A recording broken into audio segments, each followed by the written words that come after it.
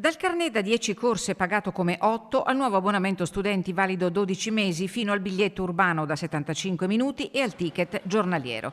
La revisione delle tariffe del trasporto pubblico locale approvata dall'ente di governo porta con sé alcune novità pensate, secondo Dolomiti Bus, per rendere il servizio più semplice e conveniente. Ma insieme alle agevolazioni arrivano anche gli adeguamenti tariffari che hanno acceso polemica e forti critiche. Lo si è visto anche durante la riunione del Consiglio Comunale di Belluno, durante il quale sono emerse in risposta domanda di attualità del PD, azioni contraddittorie di una provincia che approva gli aumenti che utilizza le sue spettanze per calmierarli.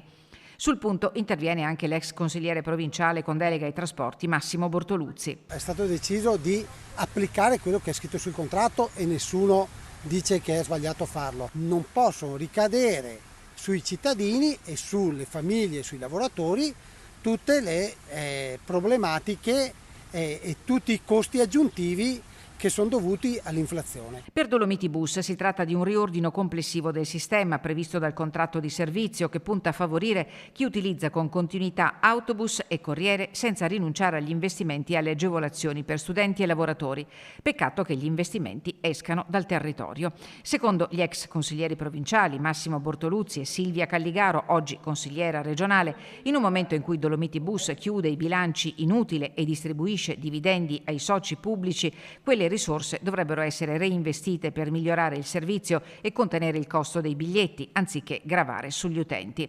Dal Consiglio Comunale il sindaco di Belluno apre uno spiraglio, sia pur flebile. I sindaci, compreso anche il comune di Belluno, hanno subito proposto un emendamento perché il 40% degli utili spettanti alla provincia quale ente di governo negli ultimi 2 anni venga reinvestito a favore dei lavoratori soprattutto. Nei prossimi mesi perciò è attesa l'apertura del tavolo di lavoro fra provincia e Dolomiti Bus. Il 40% dell'utile spettante a Palazzo Piloni verrà reinvestito per calmierare le tariffe.